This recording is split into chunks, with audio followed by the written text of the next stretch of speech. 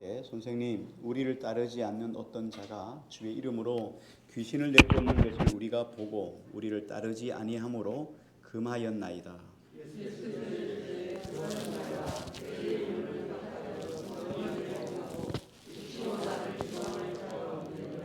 우리를 반대하지 않는 자는 우리를 위하는 자니라.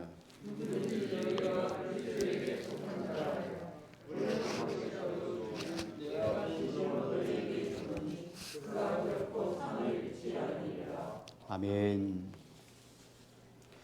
우리 지난주 말씀을 조금 연결해서 이어보고 오늘 말씀 읽었던 말씀을 중심으로 함께 말씀을 나눕니다. 제자로 살아가는 삶.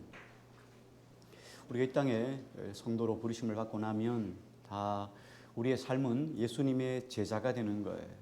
그래서 믿음으로 살아간다는 것은 제자의 삶을 살아가는 것. 그래서 제자의 삶이라는 것이 어떤 것인가를 예수님이 계속 예루살렘을 향해서 나아가시면서 십자가의 길을 나가시면서 계속 우리에게 말씀으로 언지를 주시는 것이죠.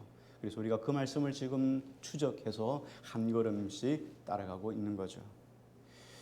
사람이 사람과 어울려 사회라고 하는 것을 이루면서 우리가 살아가고 있습니다. 사람과 사람이 살아가다 보니까 우리가 많은 관계가 삶 속에서 형성이 되지요.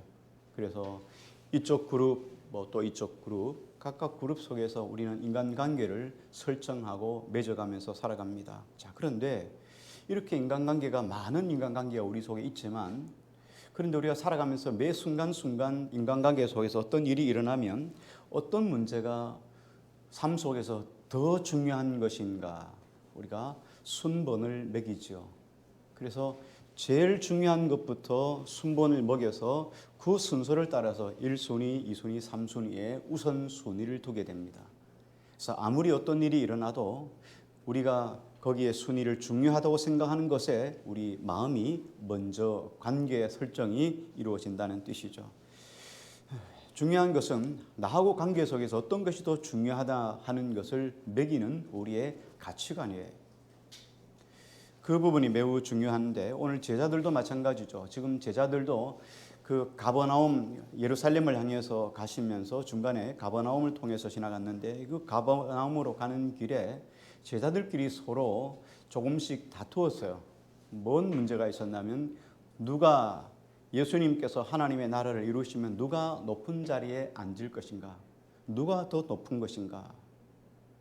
제자들은 여기에 상당히 관심이 많았어요. 예수님이 가버나움으로 내려가시는 길에 일부러 시간을 내서 예수님이 제자들에게 이렇게 말씀을 하셨어요. 야, 내가 예루살렘에 들어가면 이제 고난을 받는데 제사장과 서기관들과 또 바리새인들에 의해서 내가 십자가 앞에 고난받고 십자가에 못 박혀 죽게 될 것이다. 그러나 사흘 만에 부활하게 될 것이다. 라는 말씀을 계속 예수님이 설명해 주셨어요. 자세하게 설명해 주셨는데도 제자들은 전혀 그 말씀을 알아듣지를 못했어요. 아니, 메시아가 고난을 받아요? 메시아가 십자가에 못 박혀요? 메시아가 부활해요? 아니, 메시아가 어떻게 부활을 해요? 메시아가 어떻게 죽어요? 메시아가 어떻게 고난을 받아요? 전혀 거기에 대해서 생각이 없었어요. 왜냐하면 그들의 관심은 어디에 있었습니까? 예수님의 고난받으시는 것에 있지 않고 그들의 관심은 예수님이 왕이 되실 것이다. 이제 온 유대인의 왕이 되어서 유대인의 왕으로 열방을 다스리고 열방을 다스리게 되면 많은 장관들을 세워야 되는데 이제 그 장관이 누가 될 것인가 여기에 관심이 많아요. 그러니까 제자들이 계속 그 문제 때문에 서로 싸우고 관심을 가지게 되는 거죠. 지금까지 3년 동안 예수님의 제자로 부름을 받고 같이 먹고 같이 마시고 같이 잠자고 같이 예수님이 가시는 곳마다 계속 함께 3년 동안 같이 다녔어요. 이 정도면 전우의 주죠. 전우. 생과 사를 같이 할 수 있는 전우예요. 그런데 예수님이 왕이 되시면 누가 더 높은 자리에 올라갈 것인가 라고 하는 문제가 딱 대두되니까 서로 경쟁자가 된 거예요. 저 사람보다는 내가 더 높은 자리에 있어야 되지 않겠는가? 저 사람보다는 내가 신앙이 더 좋고 내가 그룹이 다르니까 나는 더 좋은 더 높은 자리에 앉아야 될 것인가 아닌가? 게다가 야고보와 요한 같은 경우는 자기 어머니까지 대동해가지고 우리 아들을 예수님의 나라가 임할 때 하나는 왼쪽에 하나는 오른쪽에 앉게 해달라고 이렇게 청탁도 했으니까 제자들 속에는 누가 높은 자리에 설 것인가가 이게 아주 민감한 문제예요. 그래서 예수님과 조금만 가까이 가면은 불쾌하기도 하고 말이에요. 마음이 상하기도 하고 이런 문제가 계속 일어났어요. 이런 문제를 보시고 예수님이 얼마 화가 나갔어요. 얼마나 마음이 상하겠어요. 그런데 예수님은 제자들에게 이런 문제에 대해서 한마디도 언급을 하지 않아요. 예수님이 야단도 치지 않습니다. 오히려 조용하셨어요. 왜냐하면 안타까운 마음이죠. 예수님이 긍휼을 구하는 안타까운 마음으로 그들을 바라보았기 때문에 하나님의 마음은 어떻습니까? 하나님 아버지는 우리의 죄와 허물을 위해서 예수 그리스도를 십자가 앞에 내놓아야 되는 그 아버지 마음의 심정, 아버지 하나님의 심정과 아픔은 전혀 제자들이 헤아리지 못하고 그냥 누가 높은 자리에 앉을 것인가에 대한 것 거기에만 관심이 있으니까 지금 예수님이 가르치는 제자의 길이 무엇인지에 대해서는 전혀 알지 못했다는 거예요. 지금 예수님이 죽으시는 것도 안 믿는 사람들이 어떻게 예수님이 가신 그 제자의 길을 걸어갈 수가 있겠어요. 그러니까 삶 자체가 지금 가치관 자체가 초점 자체가 달라져 있는 거예요. 그들을 예수님이 꾸짖는다고 그들의 생각이 달라질까요? 그들을 책망한다고 그들이 잘못됐구나라고 바꿀까요? 전혀 그렇지 않죠. 그래서 예수님은 그들을 향해서 책망도 하지 않고 주님께서 그들을 향해서 야단도 치지 않습니다. 예수님의 가르침이라는 것은 예수님이 예루살렘을 향해서 그리고 십자가를 향해서 걸어가는 그 길은 예수 그리스도의 심정, 예수 그리스도 안에서 거듭남, 예수 그리스도의 마음을 품지 않으면 절대로 갈 수 없는 길이에요. 따라갈 수 없는 길이에요. 그래서 예수님이 끊임없이 우리에게 말씀하신 길은 뭐예요? 아무든지 나를 따르려거든, 아무든지 나의 제자가 되려거든 자기를 부인하고 자기 십자가를 지고 나를 따를 것이니라. 예수 그리스도의 길을 걷는 그 자체가 자기의 목적, 자기의 모든 것들을 다 내려놓고 생명을 내놓지 않으면 주님의 길을 갈 수가 없지요. 주님의 가르침은 목숨을 걸지 않고는 전혀 살아낼 수 없는 길이에요. 그래서 이 세상의 길과는 전혀 다른 길이에요. 신약 성경에 보면 사도 바울도 로마 군대 이야기를 많이 하죠. 군인 이야기를 많이 합니다. 그리고 예수님 당시에도 로마 군인들은 흔하게 봤어요. 로마가 지중해를 중심으로 세계를 거의 제패하고 장악을 했잖아요. 그 로마가 군대를 이렇게 장악을 해서 장악한 나라들에게는 항상 로마의 그 군대를 주둔시켰습니다. 이스라엘도 마찬가지죠. 유대에도 총독이 있었잖아요. 총독 빌라도가 있었죠. 분봉왕도 있었지만 총독들이 군대를 지휘하는 총독이 항상 있었습니다. 어느 곳에 있든지 다 마찬가지예요. 그래서 이 군대 이야기를 하면 그 당시에 모든 사람들이 대충은 다 알고 있어요. 그래서 하나님의 전신갑주를 입으라 이렇게 말할 때는 로마의 병정 이야기예요. 너희는 구원의 투구를 쓰고 진리의 띠를 띠고 의의 흥배를 베고 진리의 신발을 신고 복음의 신발을 신고 그죠? 그다음 믿음의 방패, 성령의 검을 가지라. 이게 다 하나님의 전신갑주이 다 로마 병정들의 모습을 그대로 이야기한 것이기 때문에 그렇게 이야기만 해도 사람들은 다 알고 있었죠. 예수님 당시에도 로마 병정들이 상당히 많았어요.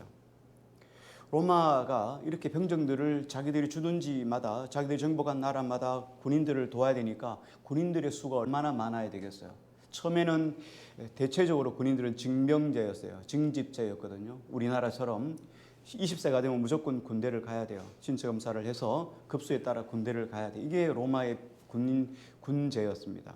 그런데 이렇게 징집을 해서도 군대가 모자라는 거예요. 왜? 정복한 나라가 많다 보니까. 그래서 거기에 더해서 모병제를 했어요. 이제 세를 주는 거죠. 단기간으로. 그렇게 해서 우리로 말하면 임시직 같은 거예요. 월급을 주고 모집을 하는 거예요. 그래서 징집제하고 모병제를 통해서 로마의 군대제가 강화되었어요. 숫자가 많아졌죠. 그래서 군인이 숫자는 많아졌는데 문제가 있어요. 문제가 뭐냐면 이 사람들이 과연 모병을 해놨어. 돈을 보고 모여 있는 사람들인데 이 사람들이 과연 황제 로마의 가이사에게 자기의 생명을 걸고 목숨을 걸고 충성할까 하는 문제예요. 임시직 사람이 직장에 자기의 최선을 다하고 생명을 다해서 직장 생활을 할까 이 말이죠. 여러분 같으면 어떻게 했어요?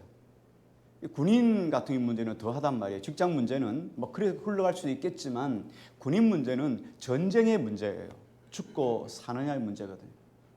그런데 그런 사람들을 황제에게 충성해서 목숨을 걸고 전쟁에 싸울 수 있는 사람, 이런 사람을 모집을 해야 되는데 그런 사람을 어떻게 모집할 수 있겠어요? 눈빛을 보면은 야, 이게 정말 괜찮은 사람이다 하고 눈빛을 보면 알 수 있을까요? 아니면 그 사람이 쓴 자기 소개서 같은 경우 나는 황제를 위해서 어떤 생명을 걸고 싸우겠습니다 라는 어떤 자기 결신서, 결단서 이거 있으면은 그 사람을 믿을 수 있을까요? 우리도 예수 그리스도의 제자로 부름을 받았어요. 예수님 믿고 제자로 주님 앞에 섰을 때 주님이 우리를 향해서 무엇을 보고 믿을 수 있을까요? 이 사람은 정말 제자다라고 무엇을 보고 믿을 수 있을까요? 여러분 어떻게 하면 주님에게 내가 제자의 삶을 살고 있습니다라는 걸 보여줄 수 있을까요? 제자라는 걸 말할 수 있을까요? 어떻게 좀 어필 좀 해봐요. 어떻게 하면 될까요? 예수님 내가 오래 믿었잖아요. 그래서 나는 제자이잖아요. 이렇게 할까요? 직분이 내가 목사잖아요. 그래서 난 제자 아닐까요? 예수님에게 이렇게 어필을 할까요? 로마 군대도 이게 상당히 문제였습니다. 전쟁에 가서 도망가면 안 되니까요. 그런데 이 사람을 검증할 수 있는 방법이 딱 한 가지가 있었어요.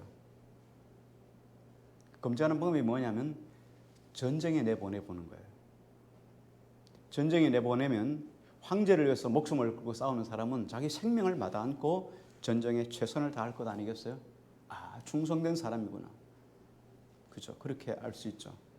우리도 마찬가지입니다. 주님의 제자라는 것을, 그리스도인이라는 것을 우리가 어떻게 그리스도의 좋은 군사, 좋은 제자라는 것을 뭘로 증명해낼 수 있습니까? 사람은 관계없어요. 사람이 뭐라고 알겠어요? 사람에게 여러분 잘 보일 이유가 전혀 없어요. 그렇죠? 사람에게 잘 보일 문제가 아니고 하나님에게 얼마나 우리가 잘 보이냐가 더 중요하죠. 그러면 우리가 주님의 제자라는 걸 뭘로 입증해 볼 수 있습니까? 똑같아요. 로마의 군인들은 전쟁에 내보면 알 수 있지만 우리는 마찬가지예요. 어디에 내보내면 됩니까? 삶의 현장으로 내보내면 돼요.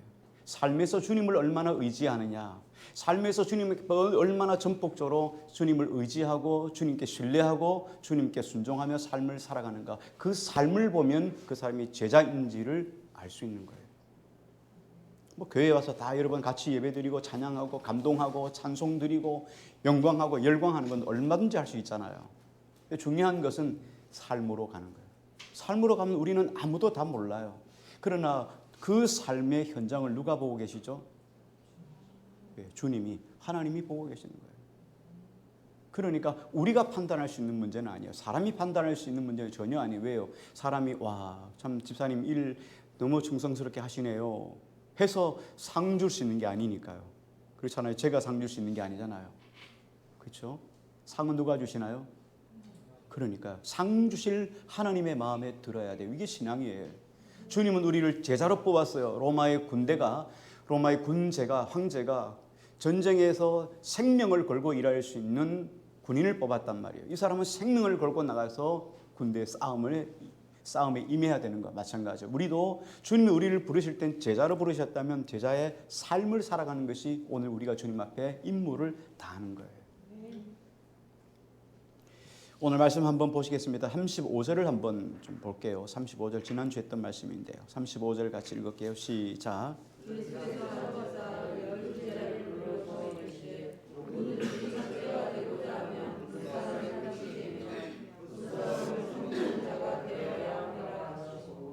예, 예수님이 이 말씀을 하셨어요. 12제자를 불러서 예수님이 앉으시고 그리고 부르시고 이르셨다. 예수님이 앉아서 12제자를 불렀으니까 제자들이 이렇게 옹기종기 있게 아주 가까이 상당히 아주 가족적인 분위기 안에서 예수님이 지금 말씀을 하시는 거예요. 그런데 예수님이 제자의 삶이 뭐냐 하는 것을 지금 하나씩 가르쳐주고 있는 거예요. 제자의 삶은 너희가 서로 싸웠지 길에서 누가 높은 자리에 설 것인가 싸웠지. 그런데 제자의 삶은 그게 아니고 첫째가 되고자 하면 뭇 사람들의 끝이 돼야 되고 뭇 사람을 섬기는 자가 되는 게 제자의 길이야. 예수 믿는 게 내 잘났다고 복 받고 은혜 받고 이 참 중요하지만 더 중요한 것은 뭇 사람의 끝에서 섬기는 자가 되는 거야. 이게 제자의 길이라는 걸 가르쳐 주셨어요. 이걸 지금 어디에서 해야 된다고요? 삶의 터전에서요. 삶의 현장에서요. 교회가 아니라 삶의 현장에서요. 물론 교회도 섬김의 자리가 있지만 내 삶의 터전이 더 많잖아요. 교회는 뭐 일주일에 한 번, 두 번. 그리고 삶의 현장이 더 커요. 그 삶 속에서 나는 어떻게 해요? 섬기는 자가 되라는 거예요. 섬기는 대상이 누구겠어요? 섬기는 대상이 누구이죠? 많겠죠. 성경이 이렇게 말씀하십니다. 첫째 되는 계명이 이것이니 곧 마음을 다하고 뜻을 다하고 목숨을 다하고 생명을 다해서 누구를요? 주 너의 하나님을 사랑하라 하는 것이고 둘째도 똑같은데 내 이웃을 내 몸과 같이 사랑하라. 내 이웃이 누구일까요? 그 사람을 지금 어떻게 해요? 섬기는 자가 되라는 거예요. 가장 여러분 가까운 삶에서 아내나 남편이 내 이웃이에요. 아내나 남편을 섬기지 못하고 주님을 믿는다는 것 자체가 가짜이죠. 직장생활 속에서 직장의 사람들을 섬김의 자리에 있는 것 섬기지 않으면 그 신앙생활은 참된 제자의 삶이 될 수 없는 거예요. 뭐 가정, 가족 다 마찬가지죠. 그래서 성경에 지금 말씀하시는 것과 하는 것은 누구든지 예수님이 지금 이 말씀을 진지하게 이야기하고 있는 거예요. 누구든지 첫째가 되고 싶으냐? 그러면 뭇 사람의 끝이 되고 뭇 사람을 섬기는 자가 되라. 제자들이 어떤 자리에 앉을 것인가에 대해서 서로 다투고 있었잖아요. 그런데 주님이 그 말씀에 대해서는 그 다툰 것에 대해서는 한마디도 책망을 하지 않으셨어요. 다만 이렇게 말하는 거예요. 섬기는 자가 되지 않으면 너희도 섬김을 받지 못한다. 먼저 섬기는 자가 되어야 섬김을 받을 수 있다는 거예요. 이게 예수님의 대원칙이에요. 이게 신앙생활의 원칙이에요. 무릇 섬김을 받고자 하는 자는 섬기는 자가 되어야 하리라. 세상 사람들은 힘의 논리로 주변을 제압을 하죠. 그리고 제압을 해서 그들에게 섬김을 받는 것이 세상이 가지는 원칙이에요. 그런데 예수님은 이렇게 말씀하셨죠. 빌립보서 말씀처럼 예수님은 어떤 분입니까? 하나님의 본체이시나 자기를 비어 종의 형체를 입어 이 땅에 오셨고 우리를 위하여 십자가에 못 박혀 죽어주셨느니라. 예수님은 제자들에게 계속 이렇게 말씀하셨어요. 지금 기적의 현장들을 마가복음이 계속 보여주시면서 마가복음을 흐르는 가장 큰 주제가 뭐라 그랬죠? 예수님이 누구이신가? 예수님이 누구이시죠? 하나님의 아들이라고 그랬잖아요. 하나님의 아들이라는 걸 계속 지금 말씀해 주셨다는 거예요. 근데 그 하나님의 아들이 지금 어떻게 한다고요? 그 하나님의 아들이 낮아진다는 거예요. 섬기는 자리에 있다는 거예요. 너희를 위해서 죽어주는 자리에 있다는 거예요. 그러므로 너희도 나를 따르라. 내가 섬기는 자에 죽는 자리에 있는 것처럼 너희도 이런 자리에 서야 되는 것이 제자의 길이다라고 말씀하시는 거죠. 예수님은 그래서 자신이 곧 십자가에 못 박혀 죽을 것이라는 것을 말씀을 했어요. 그런데 초점이 다르니까 예수님이 지금 무슨 말씀을 하는지 이해를 할 수 없는 거예요. 아니 섬기는 자가 되라고요? 그 섬긴다는 게 무엇인지 이해할 수 없는 거예요. 뭐가 섬기는 거예요? 어떻게 하는 게 섬기는 거예요? 섬김이란 자체를 몰라요. 왜? 지금 초점이 어디가 있어요? 초점이 높은 곳에 있으니까. 예수님의 나라가 이루어지면 하나님 나라 이루어지면 거기에서 지금 내가 장관할 자리를 차지하고 그 자리를 보고 달려왔으니까 지금 섬기는 자에 있다는 것을 전혀 이해할 수 없는 거예요. 그래서 성경은 끊임없이 우리에게 요구하시는 거 뭡니까? 예수 그리스도의 마음으로 거듭나지 않으면 주님이 무슨 말씀을 해도 이해할 수가 없게 되는 거예요. 그래서 신앙에 거듭나는 게 얼마나 중요한지 몰라요. 이 관점이 바뀐다는 거예요. 내가 살아가는 삶의 목적이 달라진다는 거예요. 목표가 달라진다는 거예요. 이 땅의 삶은 어때요? 이 땅의 삶은 목적이 뭡니까? 잘 먹고 잘 살고 남들보다 더 행복하고 이렇게 살다가 끝나는 거예요. 이 땅의 삶의 목적이 이거잖아요. 그래서 주님도 필요하고 뭐 이것도 필요하고 저것도 필요하고 그 중에 하나가 예수 그리스도일 수 있어요. 예수님 믿고 내가 좀 삶이 좀 더 윤택해지고 더 행복해지고 더 잘 살고 더 건강해진다면 나 예수님 믿을 수 있다. 이게 세상 사람들이 가지고 있는 것일 수도 있고 우리도 이렇게 착각을 할 수가 있어요. 그러나 우리의 믿음은 그게 아니죠. 우리는 이 땅에 초점이 있는 것이 아니라 어디에 있습니까? 영원한 하나님의 나라에 초점이 갇혀 있어요. 이 땅에서 고난이 있을 수 있어요. 하나님 내게 복을 주시면 또 복을 주신 목적이 있겠죠. 나를 통하여 또 많이 흘러내리고 섬기고 헌신하라고 주신 은혜일 수도 있어요. 그러나 그 주지 않을지라도 우리의 삶의 목표는 어디입니까? 하나님의 나라예요. 이 땅에서 내가 보상받지 못한다 할지라도 영원한 나라에 반드시 보상이 있기 때문에 이 땅에서 주님 말씀 따라 순종하며 살아가는 삶이 제자의 삶이라는 거예요. 믿습니까? 그래서 예수님은 이 말씀을 하셨지만 제자들은 유감스럽지만 전혀 이해를 못했어요. 전혀 이해를 못했어요. 그래서 예수님은 말씀 가지고는 잘 안 되니까 실질적인 시청각 교육을 하셨죠. 그래서 예수님이 어린이 하나를 불러왔어요. 37절을 말씀을 한번 같이 볼게요. 같이 읽습니다. 시작.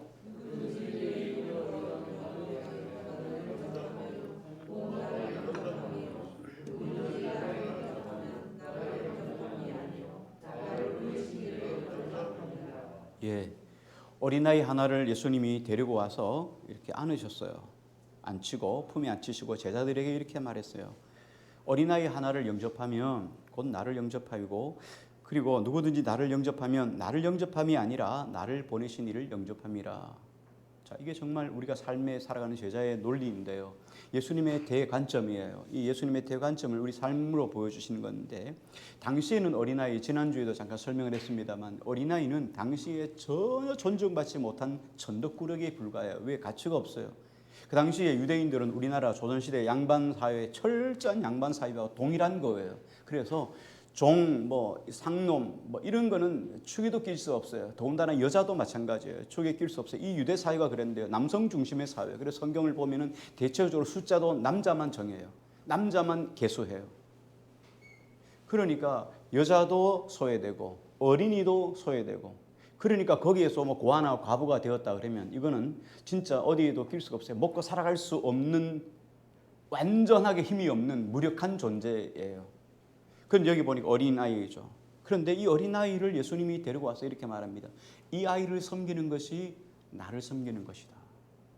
이렇게 무기력하고 약하고 가진 것 없고 가치 없는 그래서 세상에서 무시당하는 이런 사람을 예수님의 이름으로 섬기고 높이면 그 사람은 하나님께서 높여주고 섬겨줄 것이다. 이런 말씀이죠. 우리가 사람은 대체적으로 수평적인 관계를 가집니다. 수평적인 관계는 수평적인 관계로 끝나요. 그런데 하나님이 수평적인 관계를 수직적인 관계로 만들어 버렸어요. 수평적인 관계가 어떻게 수직적인 관계가 될 수 있겠어요? 우리 관계가 사람과 사람의 수평적인 관계가 어떻게 하나님과 우리의 관계가 될 수 있겠어요? 근데 성경은 지금 그런 관계를 어떻게 합니까? 수직적인 관계로 만들어 간다는 거예요. 주님의 마음으로 마음 상한 자를 위로하고 주님의 마음으로 격려하는 것. 이게 사람을 격려하고 사람을 위로하는 것이 아니라 하나님을 격려하고 하나님을 위로하는 것과 동일하다라고 말씀하시는 거예요. 반대로 내가 좋아하지 않는 사람을 위해서 무시하고 그렇게 경멸의 눈빛을 보내고 가볍게 생각할 수 있지요. 내 마음이 안 드니까. 그런데 그 행위가 하나님을 경멸히 여기고 하나님을 무시하고 하나님을 가볍게 여기는 것과 동일하다는 거예요. 이런 관점이에요.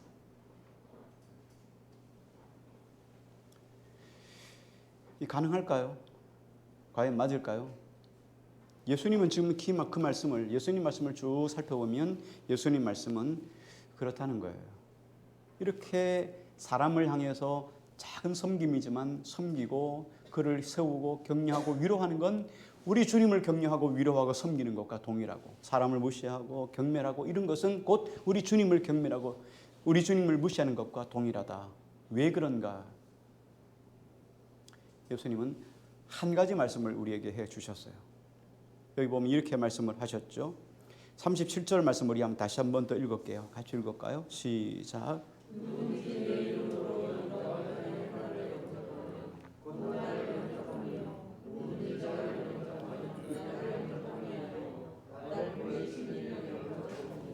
예, 어린아이 영접에 가는 이야기를 쭉 했는데 앞에 나온 말씀이 뭐냐면 누구든지라는 말은 여기에 직분이나 뭐 남자 여자나 뭐 이런 차이가 없어요.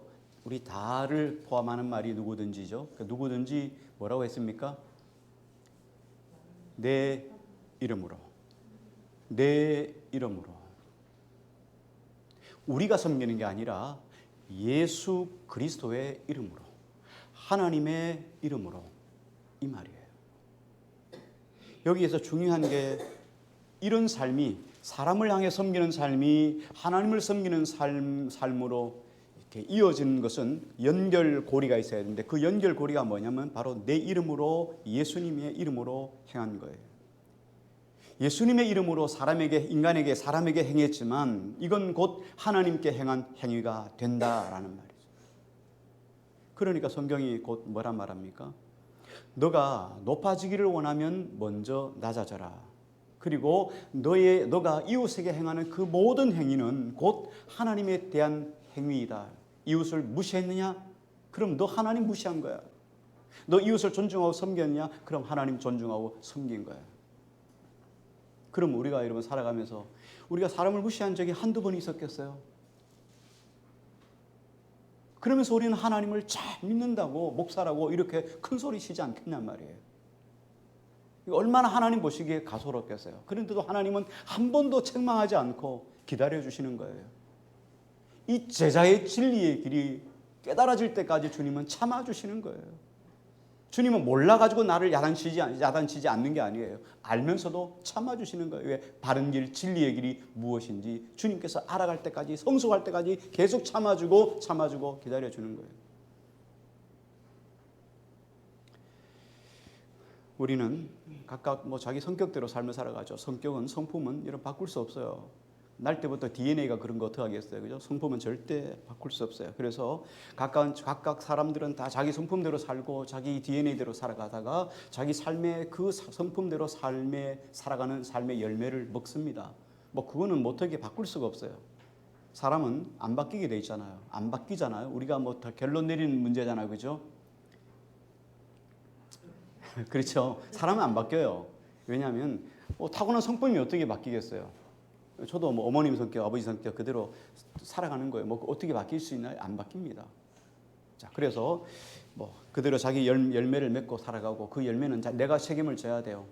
내가 좀 더 나은 삶을 살기 위해서는 내 성격을 바꿔야 되는 거죠. 그건 내가 할 문제예요. 이거는 다른 사람이 할 수 있는 문제 아니에요. 그러나 내가 다른 사람의 인격을 판단하고 다른 사람의 인격에 대해서 내가 뭐라고 말한다면 그건 하나님 앞에 반드시 책임을 져야 된다는 거예요. 내가 내 인생에 대해서 내가 좀 잘 못 살고, 내가 남들보다 좀 더 게으르고, 남들보다 좀 제대로 못하고, 여러분 그거 관계없어요. 왜? 그 열매는 내가 먹으면 되는 거니까. 그건 여러분들과 관계없잖아요. 여러분도 마찬가지예요. 여러분이 어떻게 살아가든지 그건 저하고 무슨 관련이 있겠어요. 단지 안타까운 마음으로 혹시나 그런 일이 있다면 기도할 뿐이잖아요. 그죠? 제가 여러분의 삶의 열매까지 만들어줄 수 없잖아요. 그런데 제가 여러분을 판단하면 안 된다는 거예요. 여러분이 어떤 사람을 판단하면 안 된다는 거예요. 그 문제는 어떻게 여러분이 책임져야 될 문제예요. 성경에 보면 이렇게 말씀을 하셨어요. 마태복음에 보면 예수님이 이렇게 하셨죠. 5장 22절에 보니까 제가 읽어드릴게요. 마태복음이라서 나는 너희에게 이르노니 형제에게 노하는 자마다 심판을 받게 되고 형제를 대하여 라가라 하는 자는 공회에 잡혀가게 되고 미련한 놈이라 하는 자는 지옥불에 들어가게 되리라. 형제에게 성을 내는 자마다 심판을 받게 되고 형제를 대하여 라가라는 자는 공회에 잡히게 되고, 라가라 하는 말은 히브리인들의 욕설이에요. 욕설. 우리로 말하면 세상 속에서 말하는 욕설이 있죠. 그런 욕설이에요. 그 다음에 미련한 놈 이렇게 말한 자는 지옥불에 던져지리라는 거예요. 왜요? 왜 그렇습니까? 상대방이 누가 만드셨어요?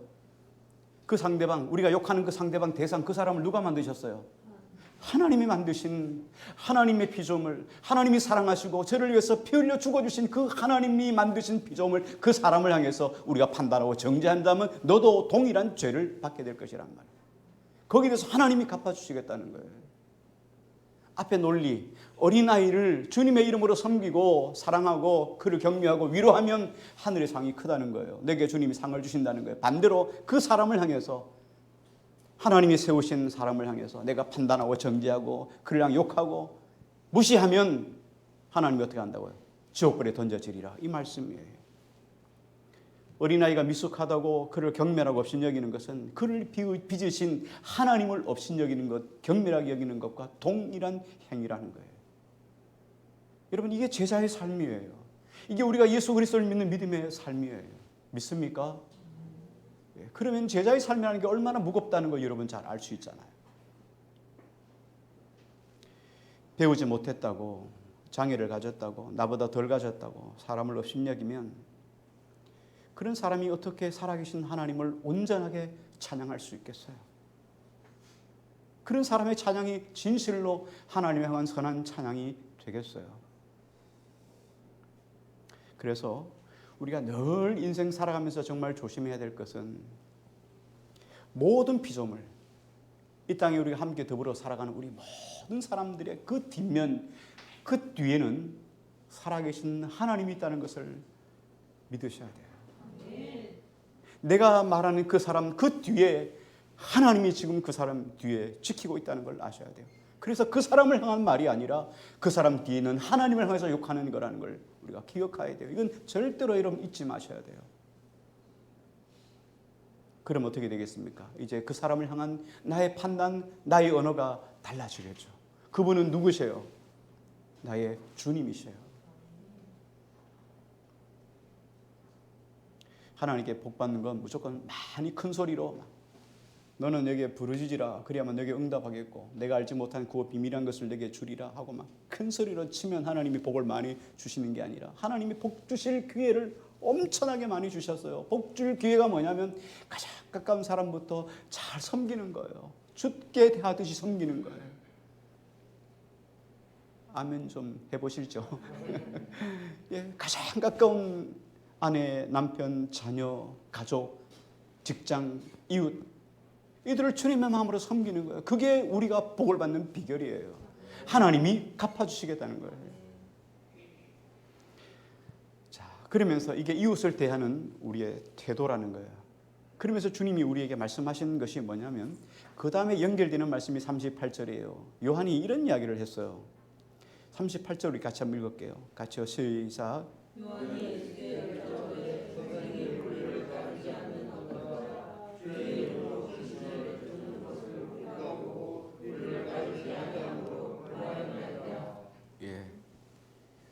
요한은 뒤에 후일에 사랑의 사도라고 별명이 붙습니다. 그래서 요한 1서, 2서, 3서, 요한계시록을 이렇게 기록을 했죠. 그리고 요한복음도 요한이 기록을 했습니다. 그런데 예수님 당시 예수님이 돌아가시기 전에 요한은 어떤 사람이었냐? 소알딱지가 밴댕이 같았어요. 누구 같아요? 꼭 저같죠. 이게 요한이었어요.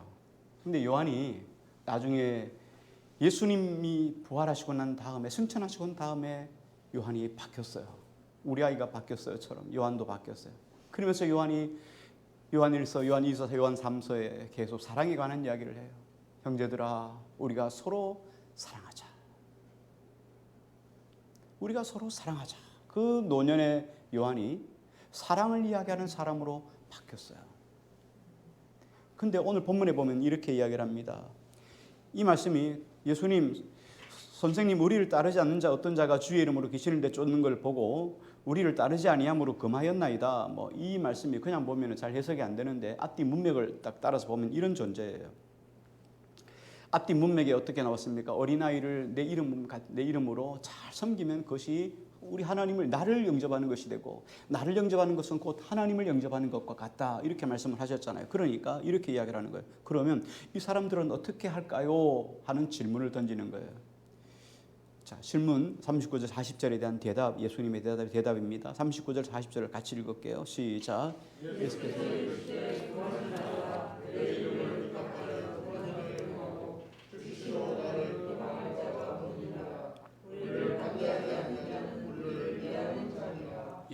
요한의 질문은 이런 거였습니다.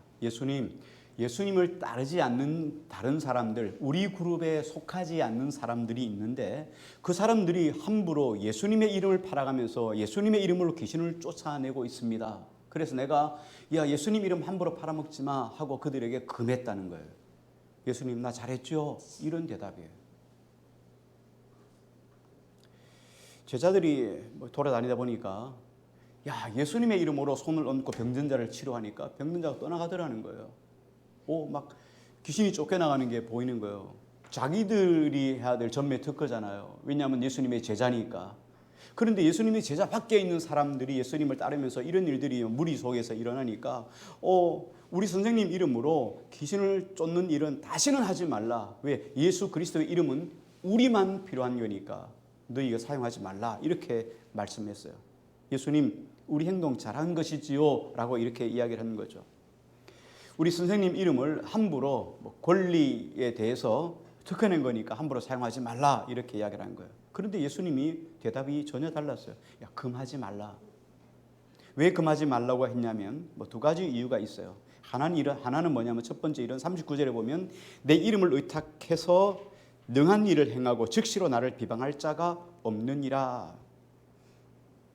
우리가 이런 얘기예요. 우리로 말해서 말을 풀어서 이야기를 하면 내가 금방 어떤 사람이 밥을 사줬는데 밥 먹은 사람이 돌아서서 그 사람을 야 밥 먹었다 하면서 그 사람 욕하는 사람이 있겠어요? 밥 얻어먹었으니까 최소한 조금은 욕하지 않을 거 아니겠어요? 그런 이야기예요. 금방 예수님의 이름으로 능한 일을 행하고 나서 야 예수님 나쁜 거야 이렇게 예수님을 반대하는 사람은 없다는 거예요. 그 다음 또 한 가지 두 번째 이유는 40절입니다. 우리를 반대하지 않는 자는 우리를 위하는 자니라. 이 이야기는 우리가 보편적으로 사용하는 말과 같아요. 친구의 친구는 친구다. 원수의 원수는 친구이다. 원수의 친구는 원수이다. 이런 역설적인 표현과 좀 동일한 거예요. 예수님의 관점은 뭐냐면 여기서 말씀하시고자 하는 것은 뭐냐면 그룹을 짓습니다. 예수 그리스도의 12제자의 그룹이에요. 예수님의 제자의 그룹이에요. 자, 근데 이 12제자의 그룹이 다른 그룹을 향해서 적대적인 관계로 인식을 한다면 우리는 모든 그룹에 대해서 다 적대적으로 대할 수밖에 없다는 거예요. 우리가 예수님의 이름으로 귀신을 쫓아냈습니다. 자, 그렇다면 그 사람들은 다 누구 편이에요? 예수님 편이 아니겠는가? 지금 이 말씀을 하시는 거예요. 자, 그러면 왜 그 일을 우리가 막아야 되나? 그렇죠? 예수님의 이름으로 귀신을 쫓아낸다면 저 사람들을 막을 이유가 하나도 없다는 거예요. 지금 제자들의 관점은 어디에 있냐면 영역 중심의 사고 개념이에요. 우리라고 하는 개념 속에 놓여 있어요. 우리 제자, 12제자, 예수님 편, 여기에 영역 중심의 어떤 가치관 속에 있는 거예요. 그런데 예수님께서 뭐라 말씀하십니까? 야, 이런 삶 좀 살지 마라. 이런 삶을 좀 이런 영역 중심의 삶을 좀 안 살았으면 좋겠다. 예수님이 그렇게 말씀하시면서 우리에게 당부하시는 거예요. 예수님 하시는 것은 뭡니까 지금? 하나님 나라를 세우는 거잖아요. 하나님 나라를 건설하는 거예요. 하나님 나라를 건설하는 것은 누구든지 하나님 나라 건설을 하고 확장하는 일에 돈만 된다면 그들은 다 뭐예요? 하나의 편이라는 거예요. 예수님의 편은 영역 중심이 아니라 목적 지향적인 그런 의미를 가지고 있는 거예요. 우리의 삶은 어떤 삶입니까? 먹든지 마시든지 무엇을 하든지 무엇을 위해 살아가요? 하나님의 영광을 위해 살아가는 존재들이에요.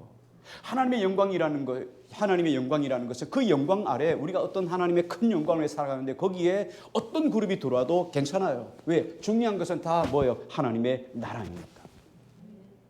근데 너는 필요 없고 우리가 이 하나님의 나라를 이루어야 된다. 너 하지 마, 너 하지 마, 너 하지 마 이렇게 말하지 말라는 거예요. 금하지 말라. 다시 말하면 우리 제자들에게 예수님을 따른다고 하는 제자들에게 지금 뭐라고 말씀하시냐면 땅의 관점으로 좀 살지 말고 하늘의 관점으로 살아라 이 말이에요. 하나님 나라의 관점으로 살라. 그러면 땅의 관점은 어떤 거겠어요? 땅의 관점은 늘 내가 생각하는 관점으로 살아가는 거예요. 여러분이 잘 아시는 것처럼 세계 1차 세계대전은 두 진영이 나누어서 전쟁을 하게 되죠. 독일, 이탈리아 그리고 오스트리아 큰 제국이었어요.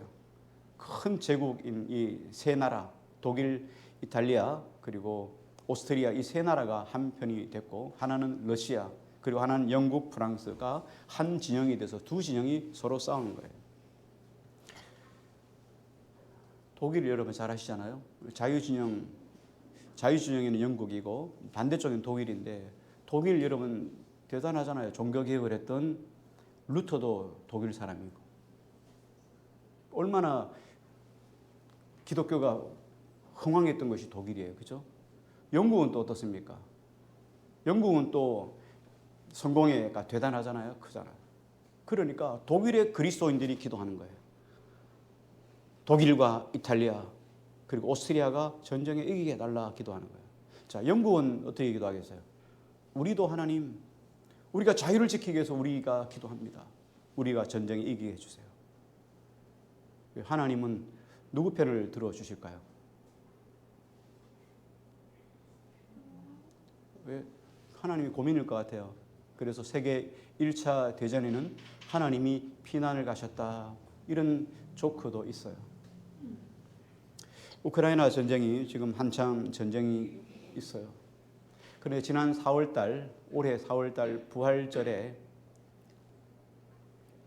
러시아 푸틴 대통령이 러시아 정교회의 교회에 참석해서 전통이에요. 러시아의 전통이에요. 참석해서 부활절 예배를 드렸어요.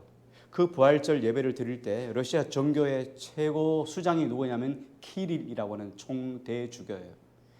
키릴이라고 하는 총대주교가 푸틴을 향해서 이렇게 이야기를 했어요. 푸틴 러시아 대통령이 우크라이나 전쟁을 한 것은 이거는 신성한 하나님의 전쟁이다 선포했어요. 그럼 우크라이나에 기도하는 그리스도인들은 뭐라고 또 기도할까요? 이게 우리가 바라보는 관점이에요. 이게 땅의 관점이에요. 이게 사람들이 바라보는 관점이에요. 나에게 유익이 되면 선이다. 나에게 유익이 안 되면 불이다. 이렇게 보는 거예요. 이런 땅의 관점 속에서 내게 이익이 되면 내게 이익이 되고 내게 좋은 것이면 선한 것이고 내게 좋지 않은 것은 악이다라고 생각하는 것 자체가 땅의 개념이라는 거예요. 우리는 어떤 일을 하든지 무슨 일을 하든지 어떻게 해야 돼요? 누구를 기쁘게 하셔야 돼요?